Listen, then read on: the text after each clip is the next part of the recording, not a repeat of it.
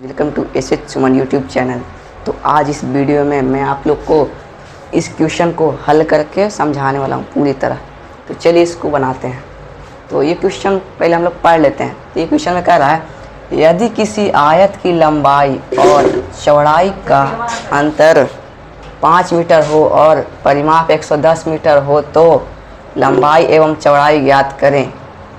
इसमें कह रहा है कि यदि किसी आयत की लंबाई और चौड़ाई का अंतर जो है वो 5 मीटर है और उसका परिमाप यानी परिमिति 110 मीटर है तो लंबाई और चौड़ाई ज्ञात करने के लिए कह रहा है। तो हम लोग क्या कर लेते हैं कि पहले लंबाई आयत यहाँ बना लेते हैं पहले डायग्राम से। तो आयत में आप लोग को पता होगा कि ज़्यादा होता है कौन सा, लंबाई ज़्यादा होता है। तो लंबाई हम लोग मान लेते हैं, लंबाई को x मान लेते हैं। तो लिखते हैं माना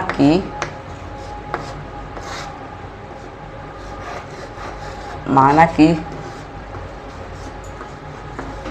लंबाई बराबर x, लंबाई x मान लिए और चौड़ाई का अंतर 5 है।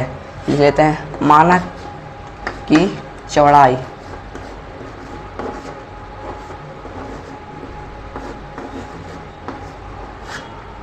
मान।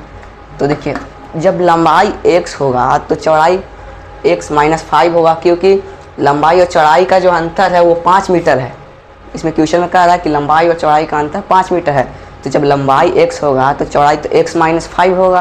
तो लिख देंगे चौड़ाई बराबर x - 5। अब हमारा हो गया लंबाई हो गया x और चौड़ाई हो गया x - 5, इतना हो गया। अब हम लोग आयत का परिमाप वाला फार्मूला लिखते हैं। तो आप लोग को याद होगा या फिर हम लिख देते हैं तो आप लोग याद कर लीजिएगा आयत का परिमाप वाला फार्मूला। तो लिखेंगे आयत का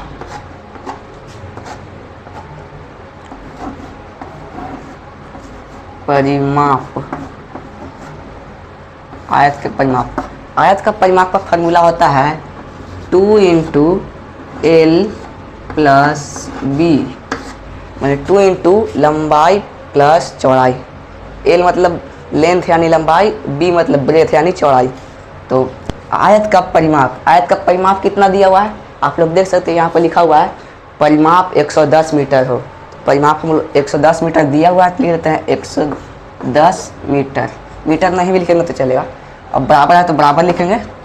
अब इस फार्मूला पर हम लोग लंबाई और चौड़ाई को बैठा देते हैं। तो लिखेंगे 2 × L यानी लेंथ लंबाई कितना है देख सकते हैं, लंबाई हम लोग माने हैं x। तो लिख देते हैं लंबाई बराबर x और प्लस है तो प्लस लिखेंगे। और चौड़ाई कितना है x - 5, तो चौड़ाई की जगह पे लिख देंगे x - 5, इतना हो गया। अब लिखेंगे यही 110 बराबर, अब देखिए 2 ब्रैकेट के बाहर है बाकी सब अंदर है। तो यहाँ पर जो साइन होता है वो मल्टीप्लाई यानी कि गुना का साइन छिपा होता है।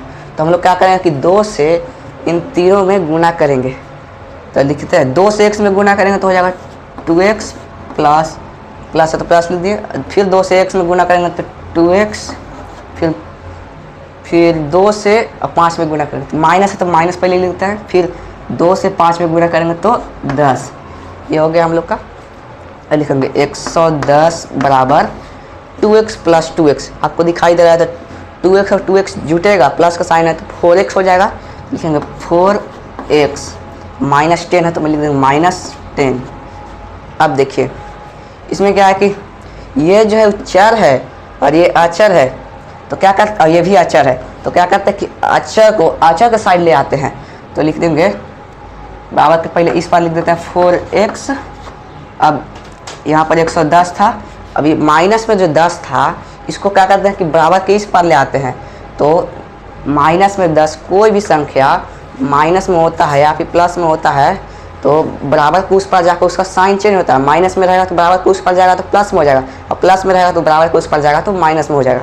तो यहाँ पर माइनस में 10 है तो बराबर के इस पर आएगा तो प्लस में 10 हो जाएगा, तो यहाँ प्लस हो जाएगा, फिर 10 प्लस में 10, यहाँ भी प्लस छिपा हुआ है, यहाँ भी प्लस। तो देखिए 10 और 110 को जोड़ेंगे तो 120 हो जाएगा।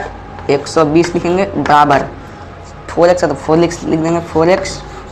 अब लिखेंगे x बराबर ये 120 लिख देंगे 120।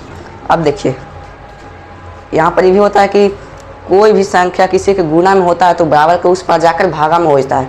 तो ये देखिए 4 जो है x के गुणा में है तो ये बराबर के इस पार आएगा तो 120 के जो हो जाएगा भागा में आ जाएगा, तो लिखेंगे बटा में 4।